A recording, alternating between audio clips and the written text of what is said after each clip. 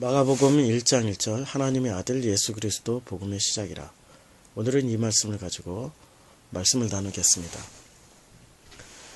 각 복음서의 시작은 다양한 시작을 가지고 있습니다. 마태복음은 족보로 시작하고 있고, 누가복음은 데오빌로에게라는 그런 편지 형식으로 시작하고 있습니다.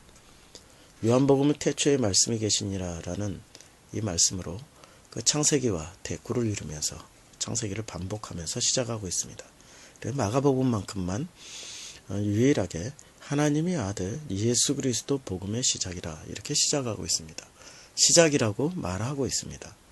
도대체 무엇을 시작한다는 얘기인지, 도대체 무엇이 시작인지, 그리고 하나님은 누구고 하나님의 아들은 누구고, 그리고 하나님의 아들이 왜 예수 그리스도이고, 그리고 그 예수 그리스도가 왜 복음이 되는지를 마가복음은 굉장히 무거운, 그리고 다양한 엄청나게 폭넓고 깊은 주제를 가지고 마가복음은 시작되어지고 있습니다. 우리가 이 각 복음서의 특징을 보면 마태복음은 유대인들을 향해서 썼다라는 것을 알 수 있습니다. 왜냐하면 그 족보를 보면 마태복음의 족보의 시작은 아브라함부터 시작됩니다. 아브라함의 자손들이 읽으면 은혜 받는 성경책, 이게 마태복음입니다.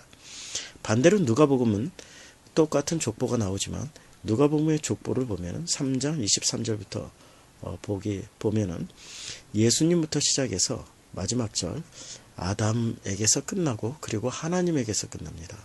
즉 누가복음의 족보는 하나님의 자손들, 이게 전 인류가 읽으면 은혜 받는 성경, 이렇게 이해하시면 됩니다. 근데 요한복음은 1장 1절부터 5절까지 창세기를 다시 되풀이하는 이런 구조로 쓰여져 있습니다. 태초에로 시작하는 이 말씀이 천지창조를 연상케 하는 창세기 1장의 구조를 그대로 가지고 있습니다.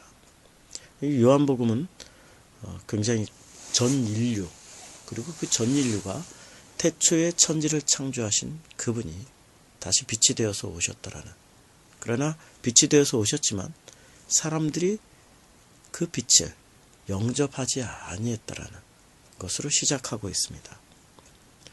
마가복음은 이와는 반대로 처음부터 선포로 시작됩니다. 하나님의 아들 예수 그리스도의 복음의 시작이다. 예수 그리스도가 복음이다. 그리고 그분이 시작이다. 이렇게 말씀하고 있습니다. 우리가 사도행전이 언제 쓰여졌고 마가복음이 언제 쓰여졌는지를 보면은 이 마가복음의 시대적 위치를 알 수 있습니다. 사도행전의 저작 시기가 AD 62년으로 보는 시각들이 있습니다. 우리가 이것을 선택한다면 마가복음은 같은 60년대, AD 60년대에 쓰여졌다라고 많은 학자들이 이야기를 합니다. 즉 사도행전의 저술 시기와 마가복음의 저술 시기가 매우 비슷하다. 그러면 이 시기에 어떤 일들이 있었냐면, 이 시기는 로마의 황제인 네로가 박해를 시작했던 그 시기입니다. 이 시기를 좀 더 성서적으로 살펴보면은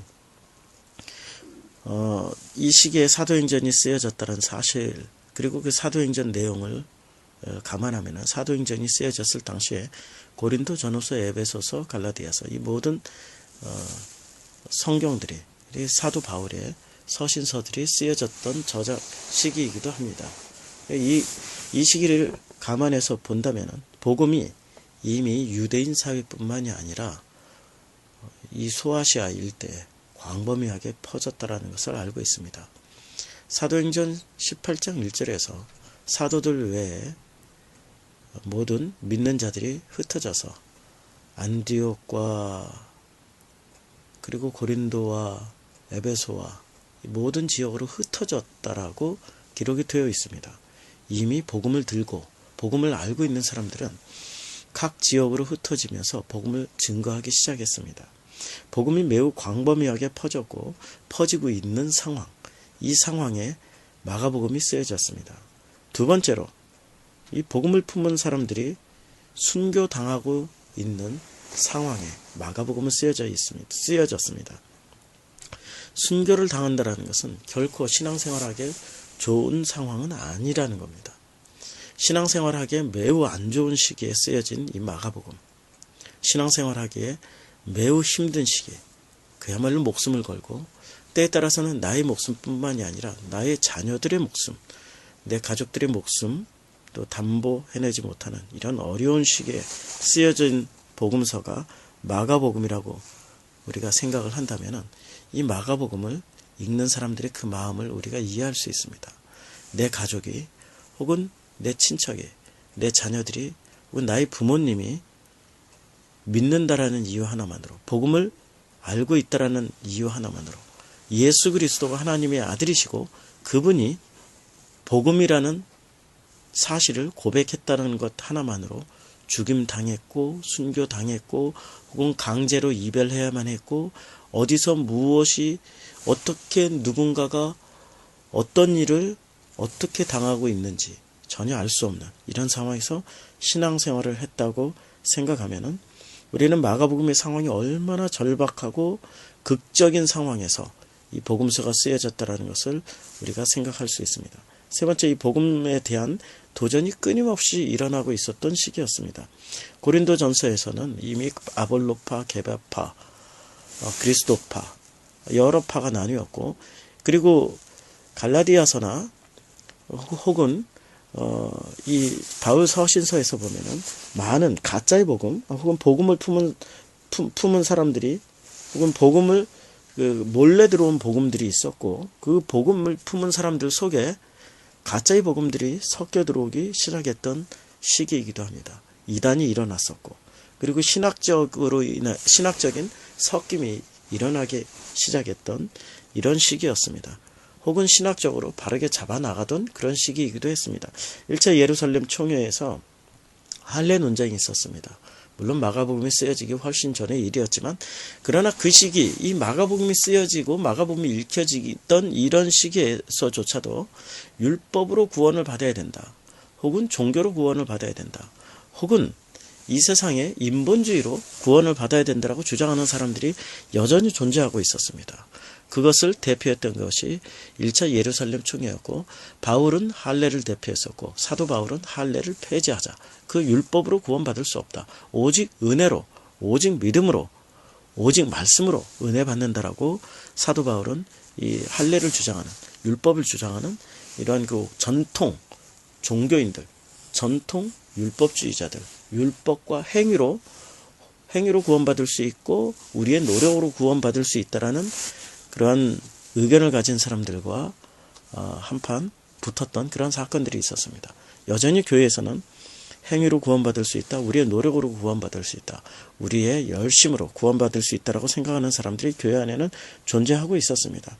결국에는 이런 고난이 이런 사회적인 신학적인 교회적인 이런 혼란과 혼동 속에서 갑작스럽게 닥친 이 고난들, 흩어짐으로 인해서 발생했던 고난뿐만이 아니라 황제로부터 시작된 이런 고난들, 죽임, 핍박, 순교, 이러한 고난들을 통하여서 교회는 놀랍게도 만들어지고 있었습니다. 새롭게 거듭나고 있었고 정금과 같이 단련되는 과정들이 있었습니다. 가짜의 신앙들 혹은 섞임의 신앙을 가졌던 사람들, 섞임의 신학 혹은 이단에 의해서 다른 복음을 진짜 복음인 것처럼 믿었던 사람들은 고난이 오자 핍박이 오자 그들은 떠나갔고 그들은 도망갔고 그들은 배교했습니다. 그러나 하나님의 아들 예수 그리스도가 복음이다. 이것을 믿었던 그리고 마가복음의 신앙을 고백했던 이 마가복음을 읽었던 그 사람들은 지금 여기서 이 마가복음을 읽는 그 장면에서 놀랍도록 자기 정금과 같이 단련되어지고 있었습니다. 고난은 사람을 만듭니다. 고난은 신앙을 만들어갑니다. 고난이 있기 때문에 비로소 복음이 무엇인지 예수 그리스도가 나에게 어떤 의미가 되는지를 알게 되어지는 과정입니다. 고난 없는 신앙은 마가복음을 읽어도 크게 이해하지 못할 겁니다.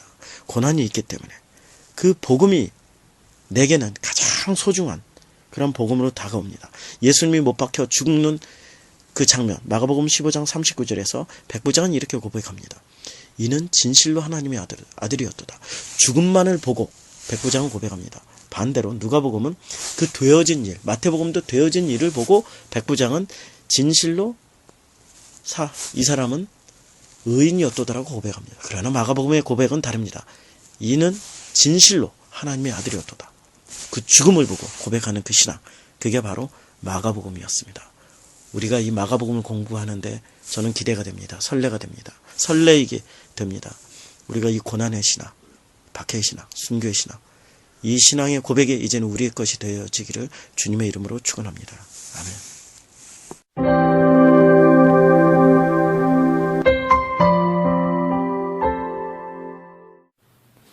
하나님의 아들 예수 그리스도 복음의 시작이라. 우리가 이 본문 말씀에서 보면은 참 여러 가지 굉장히 많은 정보들을 우리가 확인할 수가 있습니다. 첫 번째, 하나님은 누구신가? 두 번째, 하나님의 아들은 또 누군가? 예수는 누구고 그리스도는 어떤 의미가 있는가? 그리고 복음의 시작이라고 그랬는데 복음은 또 무엇인가? 시작이란 도대체 어떤 의미를 가지고 있는가? 우리는 여기서 이 한 구절에서 굉장히 많은 정보들을 확인해야 됩니다. 우리 기독교가 지금 가장 크게 홍역을 앓고 있는 것은 하나님이 누군가에 대한 그런 혼란함, 섞임 때문에 많은 문제들을 우리가 떠안고 있습니다.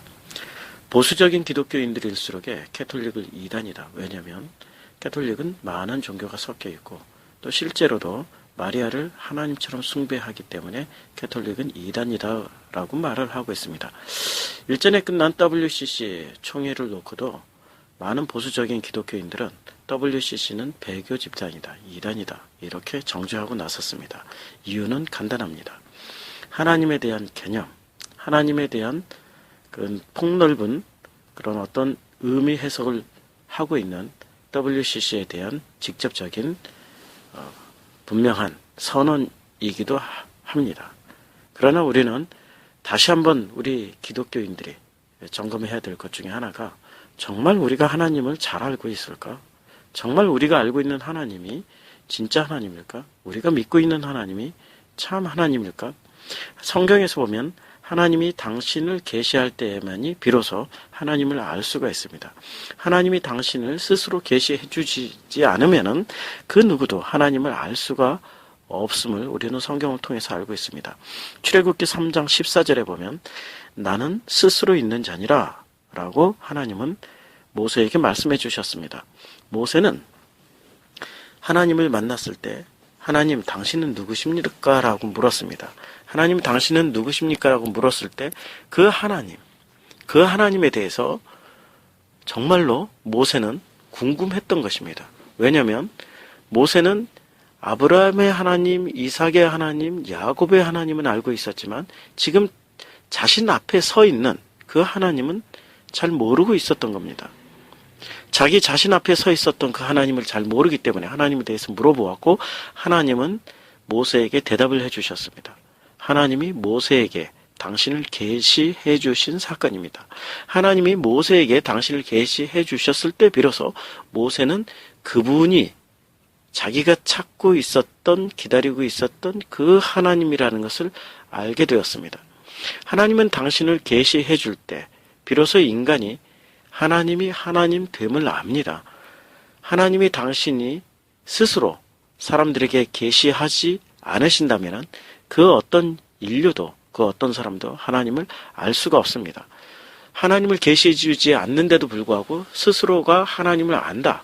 하나님을 정말 잘 알고 있다. 하나님과 올바른 관계를 맺고 있다.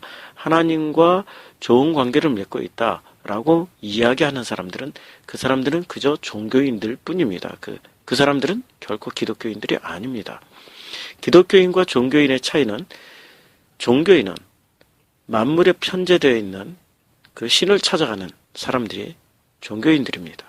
그리고 그들이 찾아낼 수 있는 그러한 바라고 믿고 소원하고 염원하고 그들이 가지고 싶고 성취하고 싶고 이루고 싶고 자기 이름을 드러내고 싶고 자기네들이 하고 싶은 그 모든 바람들을 뭉뚱그려서 만들어 놓은 것을 신이라고 합니다. 우리 기독교는 그것을 우상이라고 합니다. 10계명 제1계명에 너희는 내 앞에 다른 신을 내게 두지 말라고 그랬습니다. 우리는 흔히 이 10계명 제1계명을 내 앞에 다른 신을 두지 마라. 이렇게까지만 기억하고 있는데 정확하게 보면은 내 앞에 다른 신을 4개 두지 말라 그랬습니다. 4개 두지 말라. 4개라는 말이 무슨 말입니까? 나에게 두지 말라. 나에게 두지 말라. 도대체 이 하나님, 다른 신, 하나님, 그리고 또 나라는 말은 무슨 뜻이 있습니까? 우리는 이 모든 말들을 뭉뚱그려서 하나로 해석한다면 다른 종교, 우상숭배 이렇게 이야기할 수 있습니다. 많은 종교들이 실제로 우상숭배를 거부하고 있습니다. 이슬람만 하더라도 우상 두는 것을 거부하고 있습니다. 불교 또한 우상 숭배하는 종교는 아닙니다.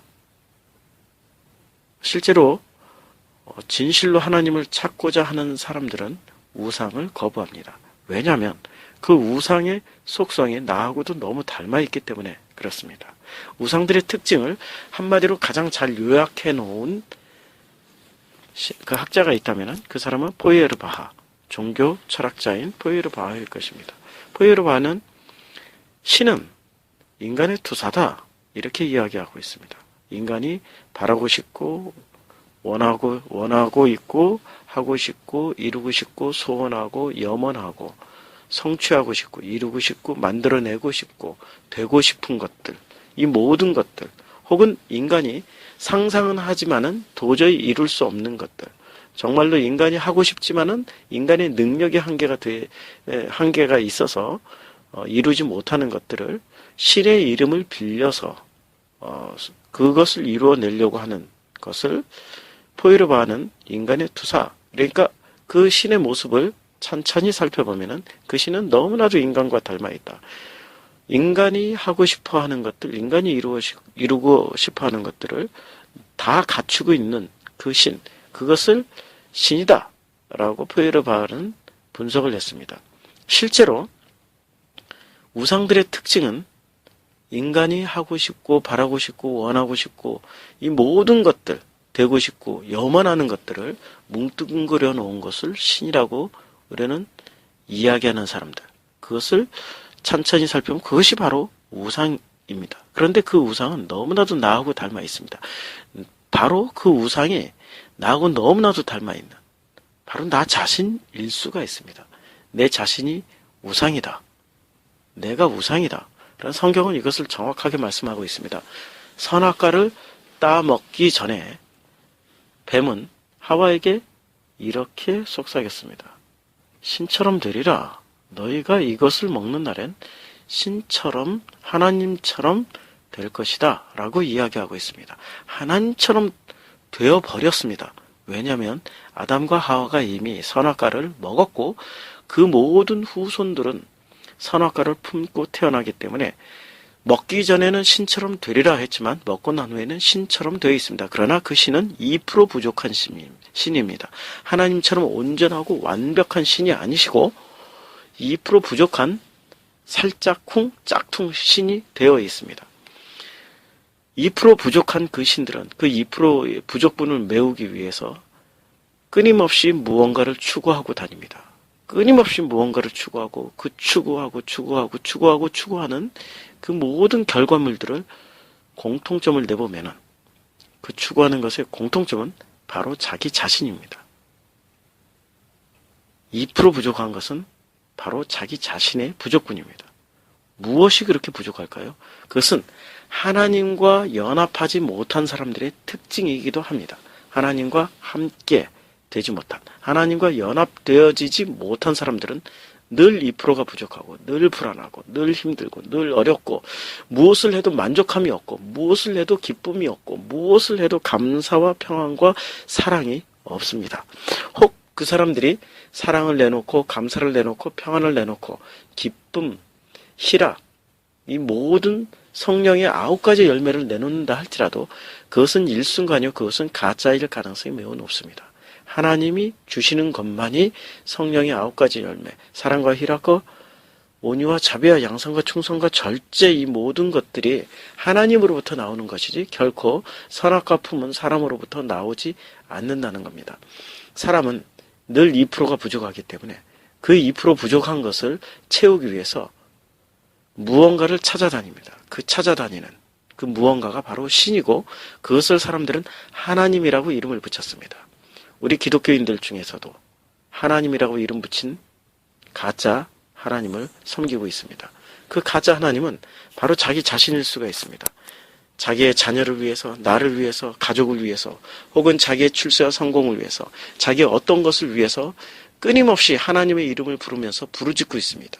하나님의 이름을 부르짖으면서 기도하고 있습니다. 이것을 출애굽 광야에서 그들이 여호와의 이름을 부르면서 송아지 우상을 앞에 놓았던 것과 마찬가지입니다. 그들이 불렀던 여호와 하나님은 실체는 황금 송아지입니다. 혹시 우리가 하나님이라고 이름을 부르면서 신앙행위를 한다 할지라도 우리가 믿고 있는 그 하나님이 진짜 하나님인지 아닌지 확인해 보시기 바랍니다. 여러분이 믿고 있는 혹은 내가 믿고 있는 그 하나님이 나를 충족시켜주고 또 나하고 너무나도 닮아있고 내가 되고 싶고 하고 싶고 원하는 것들로 뭉뚱그려진 하나님이라면 그것은 가짜 하나님입니다. 그 하나님을 버리셔야 됩니다. 마가복음 1장 1절에서 하나님의 아들 예수 그리스도 복음의 시작이라 이렇게 말씀하고 있을 때 이 하나님은 여러분이 원하는 하나님이 아니라 실제로 존재하시는 그분, 천지를 창조하신 그 하나님이 진짜 하나님이시고 그 하나님을 말씀하고 있는 것입니다. 마가복음 1장 1절의 하나님, 그 하나님을 믿으시길 바랍니다. 가짜의 하나님은 지금 이 순간부터 단절하십시오. 버리십시오. 예수님의 이름으로 축원합니다.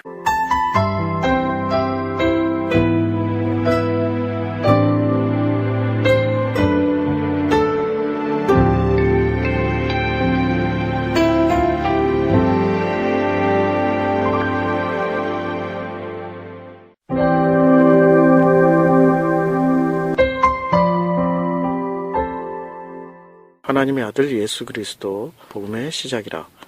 오늘 제목은 우리에게 찾아오신 하나님이란 제목으로 말씀을 나누겠습니다. 세상의 많은 사람들은 하나님을 찾기 위해서 저마다 하나님을 찾으려는 노력을 했습니다.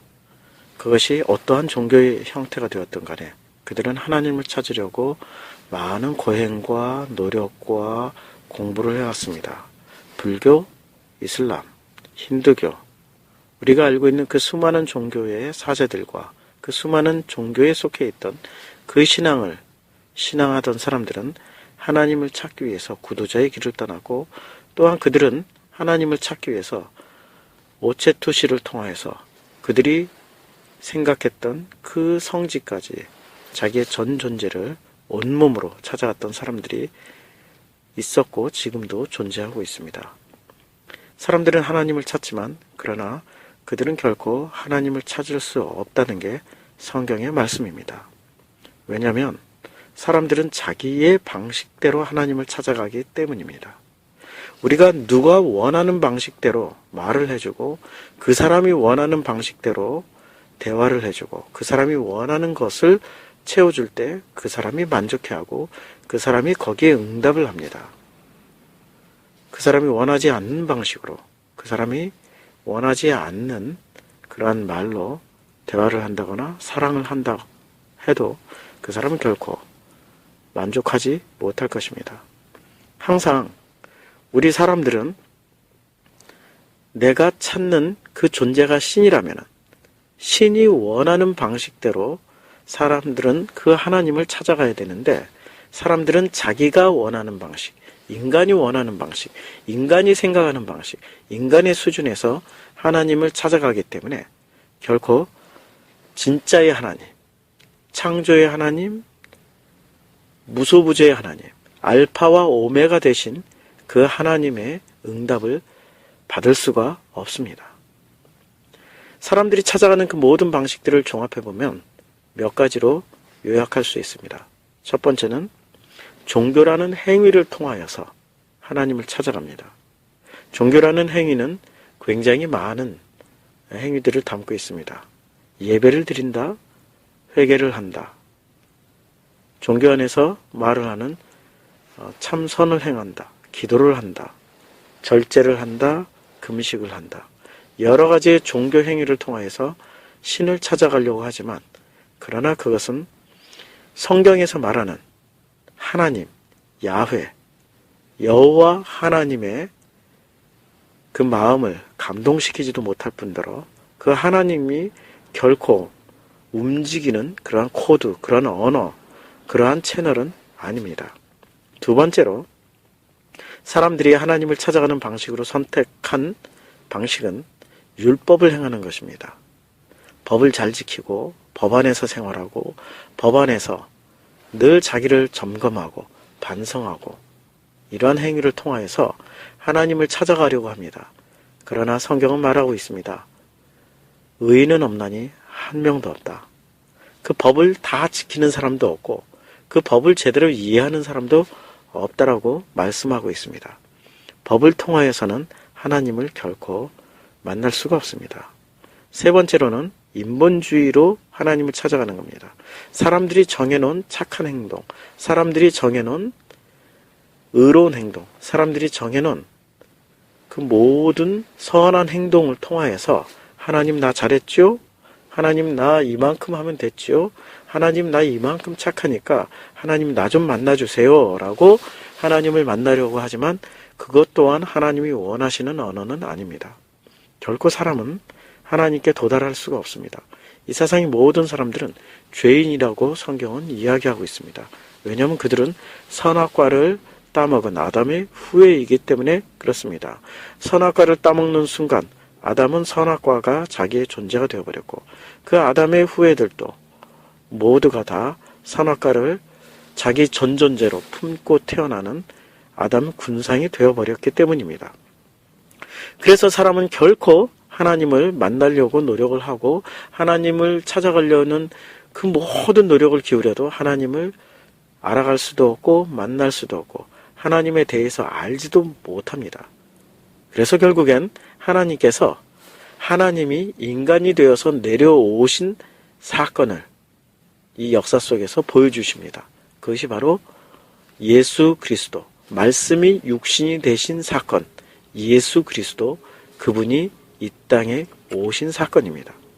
세상 모든 종교는 신은 하늘에 있고 사람은 땅에 있고 그리고 사람은 열심히 노력을 해서 하나님께 도달한다. 열심히 착한 행위를 해서 하나님께 도달한다. 열심히 법을 잘 지켜서 하나님께 도달한다. 열심히 인간의 모든 것을 다 바쳐서 기도하고 도를 닦고 선을 행하고 회개를 하고 착한 일을 많이 하면은 그 사람은 그 성정이 하나님같이 되어서 하나님을 만난다라고 이야기합니다. 그러나 그것은 정확하게 선악과가 표현하는 그 한 단어에 불과합니다. 선악과는 이렇게 표현합니다. 너희가 신처럼 되리라.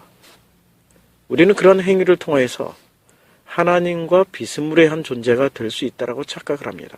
비스무리한 존재가 될 수 있습니다. 왜냐하면 선악과를 품고 있기 때문에 우리는 알게 모르게 신처럼 되어 있습니다. 신처럼 되었다라는 이 말은 신처럼 되었지 결코 하나님은 아니라는 말씀입니다. 그러나 사람들은 이 모든 행위, 착한 일, 선한 일, 종교, 법, 도덕, 윤리 이 모든 것을 다 지키고 스스로가 하나님처럼 되었다라고 생각해서 스스로 그래 나는 구원받을 수 있어.